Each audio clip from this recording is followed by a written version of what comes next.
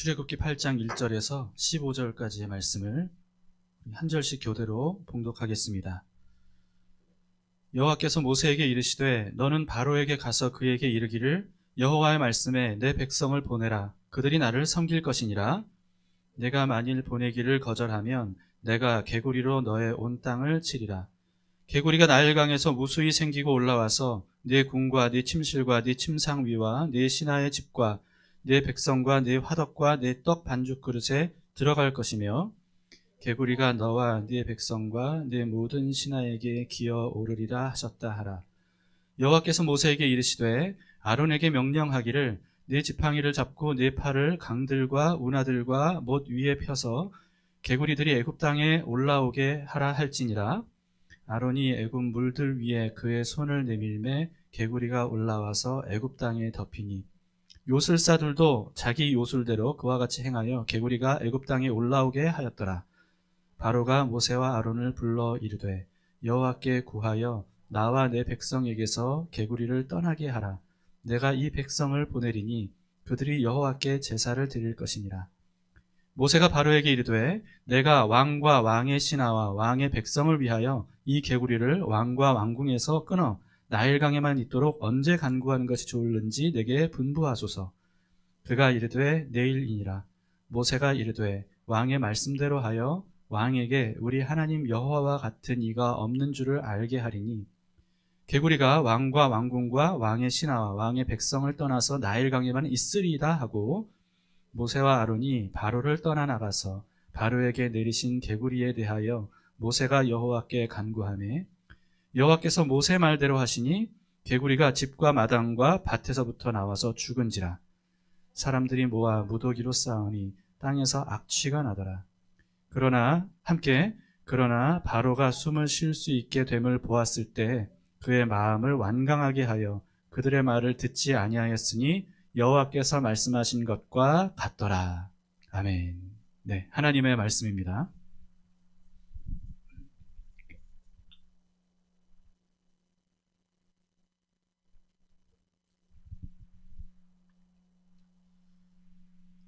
그 유명한 10가지 재앙이 이제 어제 본문에서부터 시작이 됐습니다.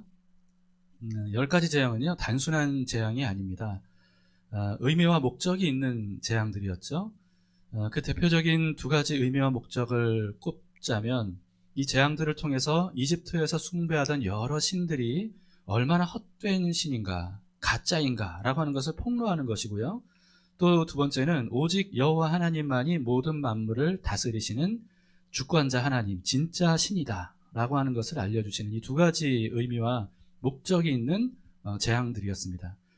여러분, 이번 기회에 그 10가지 재앙과 이 출애굽기에 대해서 좀 깊이 알아가는 그런 시간이 되면 좋겠습니다.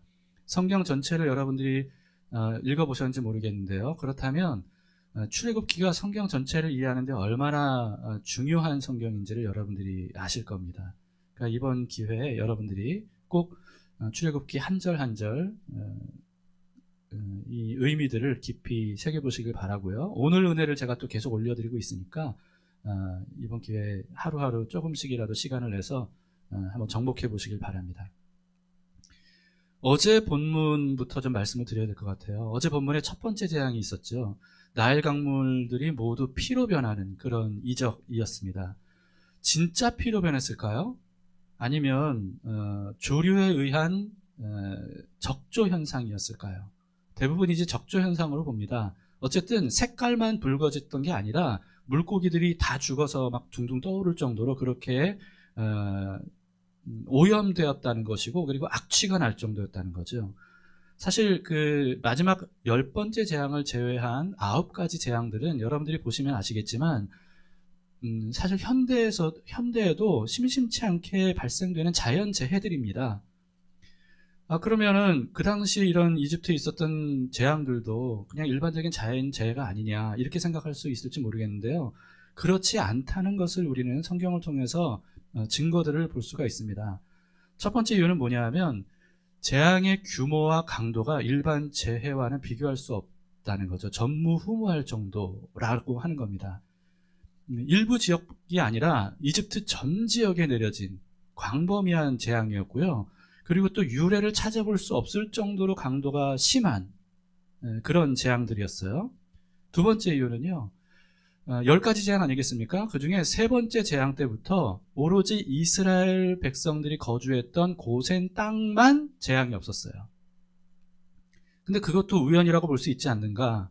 여러분, 그런데 이 7가지 재앙이나 이 고센 땅을 비켜갔다는 것은 이건 우연이라고 볼 수 없을 뿐만 아니라 하나님께서 미리 예고하신 대로였습니다. 모세를 통해서 하나님께서 고센 땅에는 많은 이런 재앙이 없을 것이다 라고 하신 그대로, 예고한 대로였기 때문에 우연이라고 말할 수 없다는 거죠. 또 세 번째는요, 일반적인 자연재해라면 계절과 기후의 영향에 의해서 발생되기 때문에 연중 발생 시기가 어느 정도 정해져 있습니다.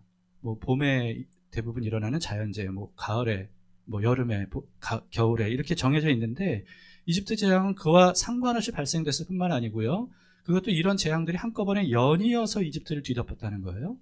더구나 모세가 미리 예고한 그대로, 예고한 직후 다음 날부터 즉각적으로 그런 재앙들이 시작이 됐고, 그리고 또 그렇게 극심한 재앙들이 모세가 하나님께 기도한 직후에 즉시 멈췄다라고 하는 것을 통해서 우리는 이것이 우연히 발생된 자연재해라고 볼 수 없다는 것을 분명히 알 수가 있습니다. 사실 여러분, 하나님께서 이런 재앙들을 내리신 목적은요, 단순히 하나님이 이런 능력이 있다라고 하는 그걸 과시하기 위함이거나, 또는 이집트, 너 이스라엘을 그렇게 괴롭혀라고 하면서 막 박살내서 완전히 이집트를 멸망시키는, 이게 아닙니다. 하나님의 재앙의 목적은 그게 아니에요. 이집트를 풍요롭게 했던 모든 것들을 주관한다고 생각했던 이집트가 섬기는 신들이 다 가짜이고, 오직 그 모든 것들을 주신 분, 그러니까 이집트를 풍요롭게 했던 모든 것들을 주신 분은 우상들이 아니라 여호와 하나님이시다 라고 하는 것을 알려주시기 위함이었죠. 여러분, 그래서 하나님께서 이 9가지 지금도 일어나는 이런 자연재해를 극심하게, 그것도 광범위하게 일으키셨던 이유는 뭐냐 하면, 모든 이런 자연과 그리고 만물들이 하나님께 순종한다라고 하는 것을 보여주시기 위함입니다. 그래서 하나님께서 그런 모든 만물들을 다스리시는 분이다, 그리고 그것을 창조하신 장본인이다 라고 하는 것을 알려주시기 위함이죠. 그로 인해서 이스라엘뿐만 아니라 파라오와 이집트인들도 이 사실을 깨닫고, 여호와 하나님만이 참된 신이구나, 다른 모든 우리가 섬겼던 신들은 다 가짜였구나 라고 하는 것을 깨닫고 회개하고 주님께로 돌아와서 하나님께 구원을 받기를 사실은 하나님이 원하시는 거죠. 그렇기 때문에 단번에 이집트를 막 이렇게 멸망시켜서 이스라엘을 구원하셨던 게 아니고요, 10가지나 되는 재앙들을 차례차례 내리실 뿐만 아니라 그걸 통해서 계속해서 하나님께서 미리 하나님이 어떤 분인지를 알려주신다고 말씀하시면서 그렇게 파라오와 이집트인들에게 하나님을 알고 그리고 구원받을 수 있는 기회를 주셨던 그런 10가지 재앙이라는 것을 우리가 생각하면서 묵상을 해야 되겠습니다. 가장 먼저 나일강을 치셨죠. 가장 먼저 나일강을 치신 이유는요, 이집트인들이 가장 소중하게 여겼던 게 바로 나일강이기 때문에 그렇습니다. 이집트인들은요, 이집트 문명의 그 엄청난 문명을 발달시키고 그리고 풍요로운 삶을 영위할 수 있었던 이유가 나일강 때문이었다고 생각했고, 사실은 그게 맞습니다. 나일강 때문에 정말 이집트 문명은 화려하게, 지금까지도 현대인들을 놀라게 할 정도의 그런 어떤 문명들이 가능했던 거죠. 그래서 이들은요, 이 나일강 자체를 신으로 숭배를 했어요. 나일강이 이들의 신이었습니다. 나일강과 관련된 이집트 우상들만 해도요, 하피 신, 이시스 신, 크눔 신, 소백 신, 오시리스 신, 여러분 이런 거 들어보셨죠? 몇 개는 아마 들어보신 기억이 있을지 모르겠는데요, 이 정도로 최소 5가지 우상들이 여기에 관련될 정도로 나일강은 이집트인들에게서는 정말 절대적인 어떤 그런 자산이었던 겁니다. 그런데 하나님께서 어떻게 하셨어요? 이집트인들의 이 생명의 근원이라고, 풍요의 근원이라고 할 수 있는 이 나일강 물을 죽음을 상징하는 피로 바꾸셨다는 거예요. 실제로 물고기들이 다 떼죽음을 당하고 둥둥 떠버렸죠. 죽음의 강이 돼버린 겁니다. 그로 인해서 나일강의 모든 신들은 다 허상에 불과하고 가짜다, 이 나일강을 너희에게 준 존재는 바로 나다. 하나님께서 그것을 알려 주신 겁니다. 그런데 파라오가 주술사들을 불렀어요. 그랬더니 주술사가 비슷한 흉내를 했다는 거예요. 그러니까 물을 피로 만드는 어떤 이런 비슷한 일을 했다는 거죠. 그래서 파라오가 마음이 완악해져서 모세와 여호와를 무시하고 그 말을 듣지 않았다라고 하는 겁니다. 근데 여러분, 주술사들이 비슷하게 흉내낸 것은요, 교묘하고 가증한 속임수에 불과하다는 거죠. 어제 오늘 은혜를 들어보신 분들은 아시겠지만, 이게 모세가 했던 일과 똑같은 이적을 이 주술사들이 했다 할지라도 이건 속임수에 불과합니다. 왜냐하면 이 주술사들이 했어야 되는 이 이적이 뭐예요? 주술사들이 했어야 되는 이적은 모세가 했던 것처럼 물을 피로 만드는 게 아니라 피처럼 오염된 물을 다시 깨끗한 물로 바꾸는 거 아니겠습니까? 이게 주술사들이 해야 되는 이적이거든요. 근데 그렇게 못했다는 거예요. 그러니까 이들은 정작 자기들이 해야 될 이적은 해가지 못한 채 그저 모세가 한 것을 나도 똑같이 할 수 있어 라고 하는 그런 모습을 과시함으로써 이 파라오와 이집트인들을 미혹했던 겁니다. 그래서 결국은 이 일주일 동안이나 나일강은요, 오염된 채로 악취가 나면서 모든 생명들이 막 둥둥 떠서 다 죽어버리는 이런 강이 되어버렸습니다. 사람들은 식수조차 구할 수가 없어서 땅을 막 파헤쳐야 될 정도라 그랬죠. 오늘 본문은 그에 이은 두 번째 재앙입니다. 첫 번째 나일강 재앙이 중요해요. 왜냐하면 첫 번째 나일강 재앙이 중요한 이건 뭐냐면 그 이후에 이어지는 많은 재앙들이요, 나일강 재앙과 관련된 재앙이거든요. 하나님은 모세를 통해서 파라오에게 경고하라고 하셨습니다. 이스라엘 백성들을 보내주지 않으면 그러면 이번에는 엄청난 개구리들이 어디서 나오냐 하면 나일강에서 나올 것이다. 이렇게 말씀하셨어요. 나일강에서 나와서 그래서 땅을 막 뒤덮을 것이다. 너희 집안을 뒤덮을 것이다. 그렇게 말씀을 하셨습니다.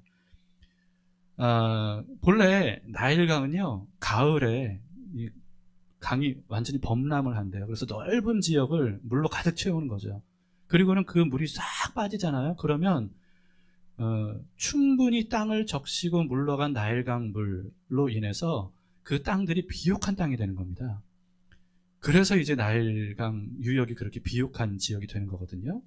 근데 이렇게 물이 확 이렇게 찼다가 쫙 빠질 때, 그때 엄청난 수의 개구리가 발생이 된대요. 엄청난 수의 개구리가 갑자기 막 불어나는 거죠. 그 시기에.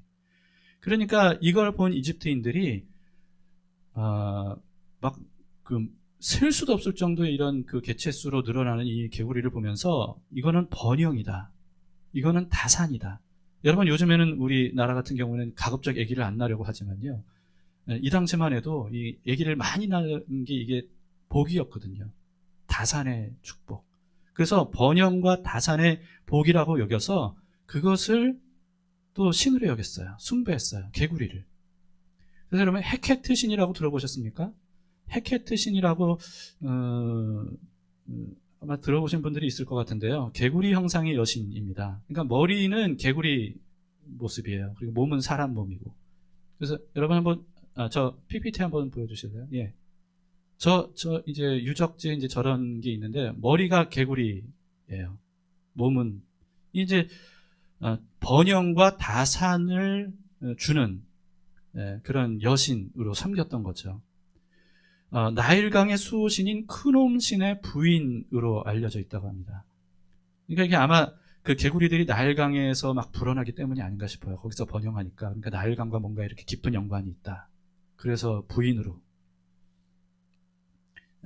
그런데 여러분, 나일강은 이미 일주일 동안 피로 오염돼 있었잖아요. 악취가 날 정도였거든요.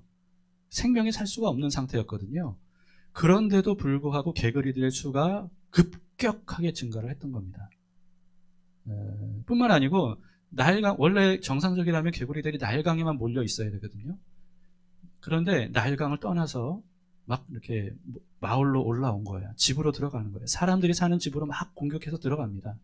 무차별로 들어가요. 그래서 성경에 오늘 본문에 의하면 어떻게 되어 있냐면요, 집이 이제 뭐 발 디딜 틈이 없을 정도로 뭐 침실에도 들어가고 그리고 주방에도 들어가고 떡반죽 그릇, 그러니까 이제 말하자면 우리 밥그릇 뭐 이런 거, 냄비, 또 할 거 없이 여러분 한번 생각해 보세요. 얼마나 끔찍하겠어요. 침실에도 들어갔는데 우리가 잠을 자려고 딱 누웠는데 두꺼비 개구리들이 막 그냥 그 안에 가득하고 막 자고 있는데 얼굴 위로 퍼덕퍼덕 뛰고 막 침대 위나 아래나 할 거 없이 그냥 개구리들이 잔뜩 모여있는데 얘네들이 또 조용하겠습니까? 그리고 얘네들이 깨끗하겠어요? 그러니 여러분 얼마나 이게 괴롭겠습니까? 밥을 먹어야 되는데 막 그 그릇 위에 막 개구리들이 올라오고, 그때는 씻을 물도 없을 때잖아요. 마실 물도 구하기 어려웠을 때란 말이에요. 그런데 이런 개구리들이 엄청나게 집안에 가득했을 때 이들은 얼마나 괴로웠을까. 여러분 생각만 해도 사실은 끔찍하지 않습니까? 이곳에 한번 생각해 보세요. 개구리들이 가득 찼을 때 우리가 예배를 온전히 드릴 수 있겠어요? 예배를 시작할 수나 있겠습니까? 파라오의 궁도 예외가 아니었습니다. 파라오도 이 개구리들의 습격에 완전히 항복한 거죠. 더구나 여러분 이들은요, 개구리를 숭배했다 그랬지 않습니까? 그러니까 함부로 죽이지 못했을 것이다, 이렇게 말하는 분들도 있더라고요. 풍요와 다산의 복을 주는 여신으로 섬겼던 개구리들이 이제는 이집트를 괴롭히는 재앙이 되어버렸습니다. 그로 인해서 하나님은 또 이번에도 어떤 것을 알려주시는 겁니까? 이들이 섬기는 신은 허상이다. 개구리 신이라는 것은 없다. 개구리를 다스리는 존재는 바로 나다. 라고 하는 것을 하나님께서 분명히 알려주신 것이죠. 근데 이번에도 파라오의 주술사들이 똑같이 했다고 합니다. 똑같이 했다는 게 뭐냐면 나일강에서 개구리들이 올라오게 했다는 거예요.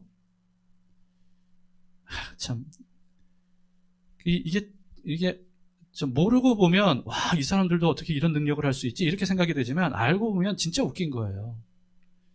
주술사들은 그걸 가지고 과시를 했지만 그게 무슨 소용이란 말이에요. 주술사들이 했어야 되는 게 뭔지 아시겠죠? 무태 올라온 개구리들을 나일강으로 다시 돌려보내는 게 이들이 해야 될 이적이었어요. 근데 그걸 행할 능력은 없었던 거죠. 그러니까 이번에도 이들이 한 것은 그냥 사람들을 미혹한 것일 뿐이었습니다. 결국에 파라오는요, 이 개구리들을 어떻게 해결할 수가 없어서 모세와 아론을 불러들입니다. 그리고는 8절에서 이렇게 말하죠. 바로가 모세와 아론을 불러 이르되 여호와께 구하여 나와 내 백성에게서 개구리를 떠나게 하라. 내가 이 백성을 보내리니 그들이 여호와께 제사를 드릴 것이니라. 네, 보내주겠다는 거예요. 개구리를 떠나가게 해주면. 조건부죠. 보내주겠다는 겁니다. 그래서 모세가 언제 개구리를 없앨까요? 그렇게 말했더니 내일 그렇게 해다오, 이렇게 말합니다. 그러니까 모세가 거기에 대해서 이렇게 말했어요. 10절 하반절입니다. 왕의 말씀대로 하여 왕에게 우리 하나님 여호와와 같은 이가 없는 줄을 알게 하리니. 여러분, 언제 없앨지를 누가 결정한 거예요? 파라오가 결정했어요. 근데 파라오가 결정한 대로 모세가 해주면 그러면 이 개구리 재앙도 결코 우연이라고 볼 수 없다는 거죠. 일반적인 자연재해가 아니라는 거죠. 하나님께서 일으키신 일이라는 것을 분명히 파라오 당신이 알게 될 겁니다. 여호와 하나님과 같은 분이 없다는 사실을 이 개구리들을 해결하는 것을 통해서 당신이 알게 될 겁니다. 라고 하는 겁니다. 여러분, 10가지 재앙의 목적 한번 다시 생각해 보세요. 여러분, 파라오나 이집트를 괴롭히는 것 자체가 아닙니다. 파라오를 죽이는 것, 이게 바로 하나님께서 원하셨던 게 아니에요. 그들에게 여호와 하나님이 어떤 분인지를 알려주시는 것, 이게 바로 모든 재앙의 목적이라는 거죠. 앞으로도 우리는요, 이 10가지 재앙이 진행되는 동안에 하나님께서 이 사실을 계속 반복해서 말씀하시는 것을 보게 될 거예요. 이 일을 통해 내가 누군지를 알게 될 거다 라고 하는 것을 지속적으로 말씀하십니다. 그래서 모세는 그 파라오의 말대로 개구리 재앙을 끝나게 해줍니다. 끝내버려요. 자, 그런데 어떻게 했는가? 오늘 본문에는 이렇게 기록이 되어 있습니다. 12절 13절을 보시겠습니다. 모세와 아론이 바로를 떠나 나가서 바로에게 내리신 개구리에 대하여 어떻게 했습니까? 모세가 여호와께 간구하매 여호와께서 모세의 말대로 하시니 개구리가 집과 마당과 밭에서부터 나와서 죽은지라. 자, 개구리 재앙 뿐만 아니라 모든 재앙들은 어떻게 시작이 됐습니까? 하나님께서 이렇게 하라. 예를 들면 뭐 지팡이를 이집트를 향해 이렇게 손을 들어라 하면 그 재앙이 시작이 됐죠. 근데 끝낼 때는 어떻게 끝났어요? 지팡이를 들고 이집트 땅을 향해 다시 들었더니 개구리들이 죽었다. 이게 아니었어요. 이게 아니라 모세가 하나님께 간구했다는 거예요. 간구했더니 하나님께서 모세가 간구한 말대로 해주셨다는 거죠.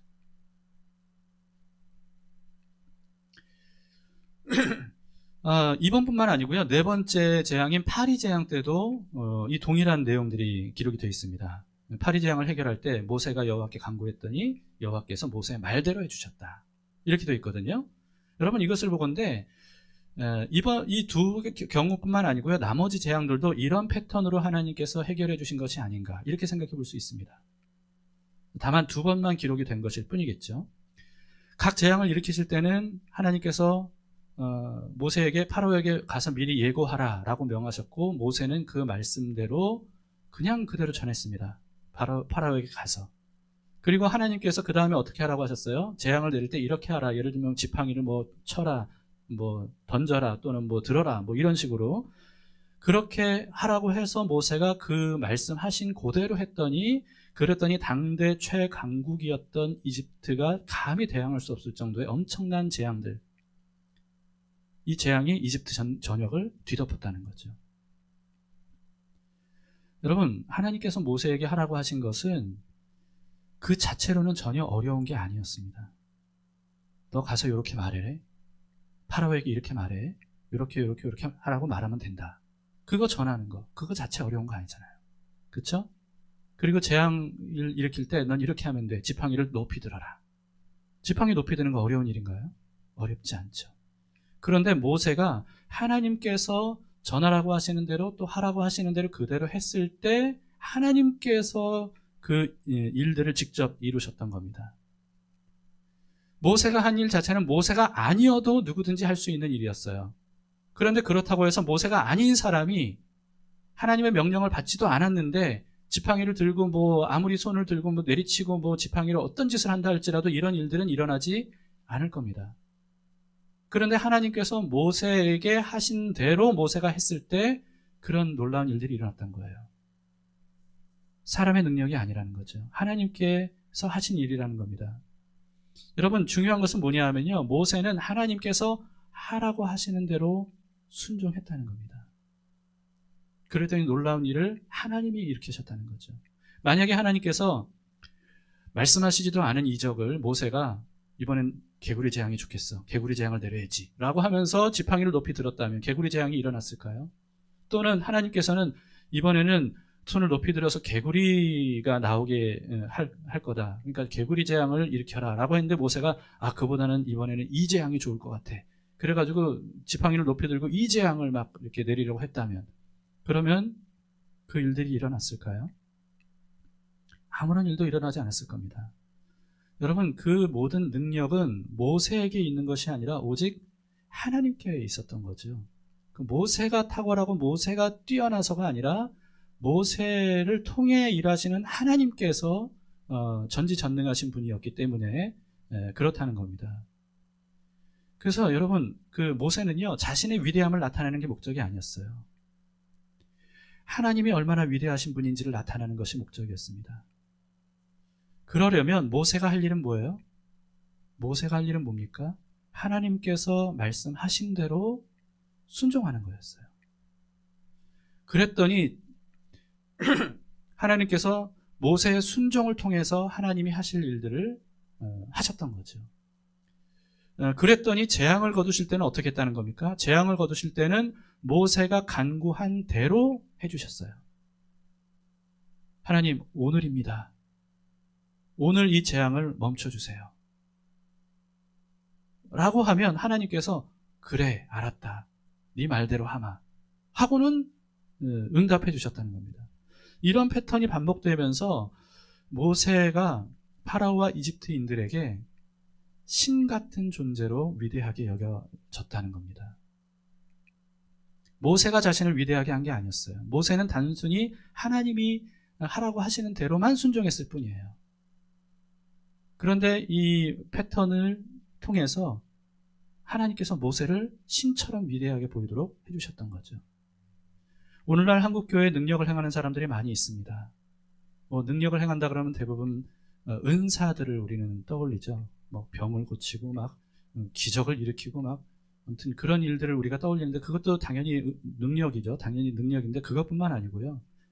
주로 교회 안에서 이제 또 다양하게 나타나는 능력은 말하자면 단번에 사람들의 마음을 사로잡을 정도의 강력한 설교, 이런 것들도 굉장한 능력 아닙니까? 사람의 마음을 막 이렇게 들었다 놨다 할 정도의 그런 설교력, 이런 것도 엄청난 능력이죠.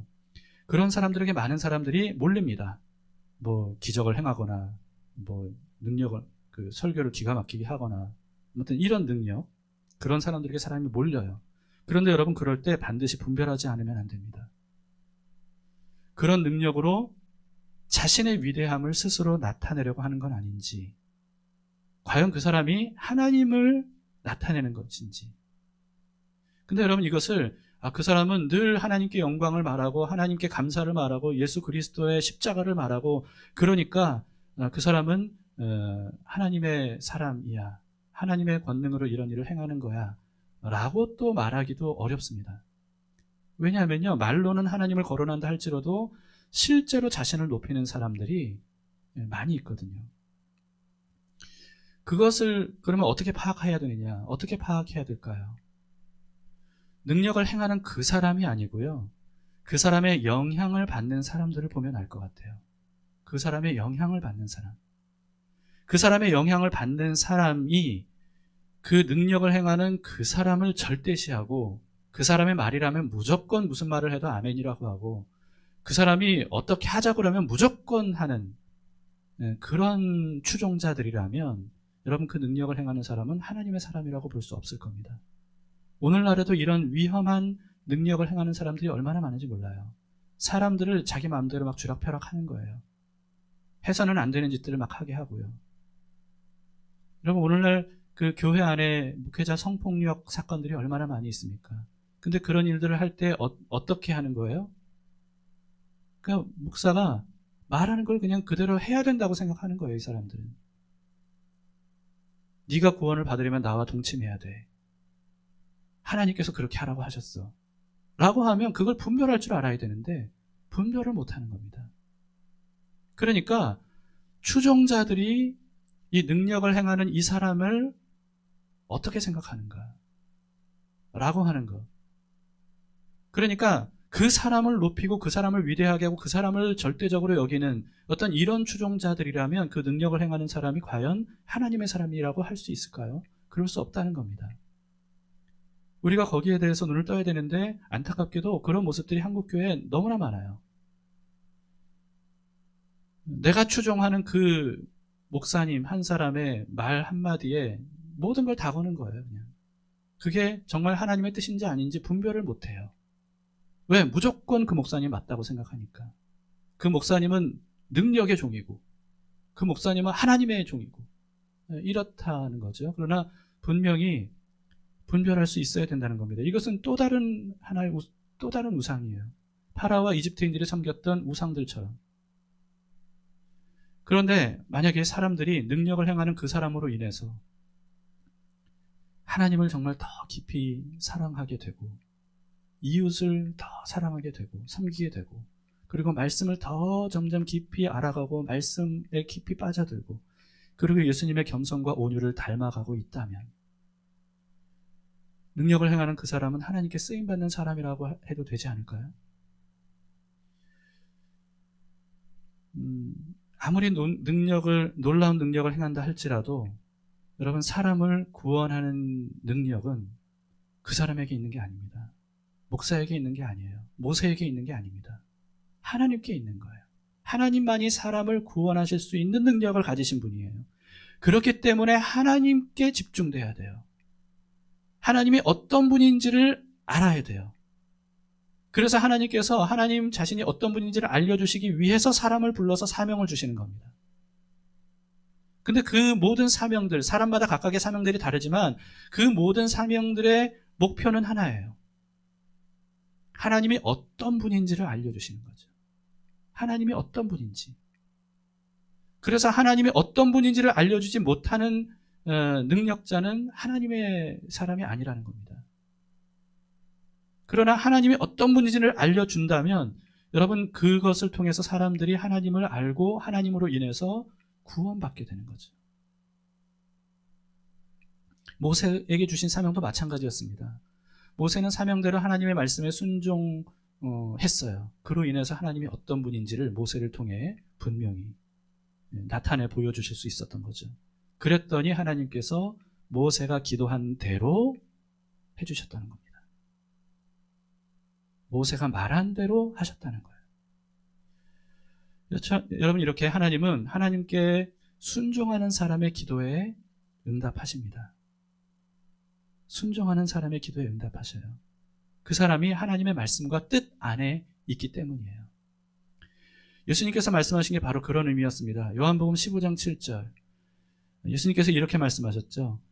너희가 내 안에 거하고 내 말이 너희 안에 거하면 무엇이든지 원하는 대로 구하라. 그리하면 이루리라. 여러분, 우리는요 주로 이 하반절만 이렇게 집중하는 경향이 있습니다. 무엇이든지 원하는 대로 구하라. 그러면 이루리라. 여기에만 우리는 초점을 맞추기 쉬운데요. 중요한 건 앞부분입니다. 너희가 내 안에 거하고 내 말이 너희 안에 거하면.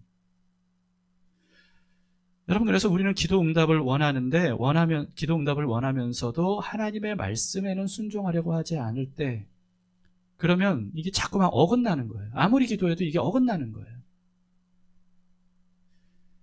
여러분, 주의해야 될 점이 하나 있습니다. 기도 응답을 받는다고 해서 그 사람이 하나님께 순종하는 사람이다라는 증거다라고 볼 수는 없습니다. 이건 거꾸로 된 거예요. 여러분, 여기에 대해서는 분명히 좀 주의하셔야 되는데, 하나님께서 말씀에 순종하는 사람의 기도에 응답하신다는 것과 그 사람이 응답을 받았기 때문에 하나님께 순종하는 사람이다라고 하는 것은 완전히 다른 얘기입니다. 하나님께 순종하는 게 핵심이에요. 기도 응답은 그 결과일 뿐입니다. 어쨌든 여러분, 기도 응답을 구하기 전에 먼저 우리가 해야 될 게 있다면 뭐냐 하면 하나님의 부르심에 우리가 먼저 응답해 드리는 겁니다. 여기에 대해서는 제가 여러 번 말씀을 드렸어요. 우리는 기도 응답에만 관심을 갖기 쉬운데요. 정말 기도 응답을 원한다면 우리가 먼저 해야 될 게 있습니다. 하나님의 부르심에 우리가 먼저 응답해야 돼요. 하나님의 부르심에 응답하지 않기 때문에, 다시 말해서 하나님의 말씀을 알려고 하지 않고 듣지 않으려고 하고 순종하지 않으려고 하면서 응답만 구하려고 하기 때문에, 그렇기 때문에 응답을 받지 못하는 경우가 사실은 제가 볼 땐 대부분이라고 생각이 됩니다. 하나님께서 우리를 부르시고 말씀에 순종할 것을 요구하시는 이유가 뭐냐 하면 그 대부분이 우리 기도에 응답해 주시기 위해서거든요. 내가 너에게 응답하겠다. 네가 이렇게 하면 돼. 라고 하는 거죠. 그 모든 기도의 궁극적인 응답은 바로 구원입니다. 출애굽기 10가지 재앙은 학대받는 이스라엘의 신음과 그리고 또 기도에 대한 하나님의 응답이었어요. 그 기도에 응답하시려고 하나님께서 모세를 부르셨던 겁니다. 여러분, 그 하나님께서 우리의 기도에도 응답하시고 그리고 우리를 구원하실 겁니다. 그렇기 때문에 우리가 해야 될 일은 뭡니까? 우리가 해야 될 일은 뭐겠습니까? 하나님의 말씀에 귀를 기울이는 거예요. 하나님이 어떤 분인지를 알아가는 겁니다. 하나님이 어떤 분인지를 알아가는 거예요. 오직 이 땅에 하나님과 같은 분이 없다는 사실을 깨닫는 거예요. 하나님은 그것을 알려주시기 위해 모든 만물을 창조하셨고요. 그리고 모든 자연 원리를 조성하셨고, 그리고 인간관계, 출산, 가족관계, 뿐만 아니라 인간관계 모든 것들의 관계를 하나님이 그걸 통해서 하나님이 어떤 분인지를 우리에게 알려주고 계시는 겁니다. 눈을 들어서 세상 만물을 보면 하나님이 자신을 알려주시려고 하는 메시지들로 가득 차 있다는 것을 볼 수 있어요. 왜 그렇습니까? 하나님이 왜 그토록 자신을 알려주시려고 하는 거죠? 하나님 없이는 구원이 없기 때문입니다. 사람을 구원하는 능력은 어떤 것에, 자연에도 있는 것도 아니고 사람에게 있는 것도 아니고 오직 하나님께 있음을 우리에게 알려주시기 위함입니다. 여러분, 그래서 우리가 해야 될 일은 하나님의 말씀에 귀를 기울이는 것이고 하나님이 어떤 분인지를 깨달아 아는 것이고, 그러기 위해서는 우리가 하나님의 말씀대로 순종하는 것입니다. 그러면 하나님께서 그 관계를 통해서 우리가 기도하고 말하는 대로 하나님께서 응답해 주신다는 거죠. 오늘 말씀은 여기까지 드리도록 하겠습니다. 여러분, 오늘 무슨 찬양을 부르면 좋을까 생각했는데 오늘 제가 드린 주제와 딱 들어맞는 찬양을 좀 찾기가 어렵더라고요. 대신에 10가지 재앙이 일어나는 동안에 여러분, 그 모세와 이스라엘 백성들이 어땠을까? 어떤 심정이었을까? 라고 하는 것을 우리가 생각해 보면서 주 선한 능력으로 이 찬양을 좀 우리가 같이 불렀으면 좋겠습니다. 그러면서 우리도 마치 10가지 재앙의 현장에 있는 이스라엘 백성들처럼 그런 마음으로 하나님을 바라보며 살아가면 좋겠습니다.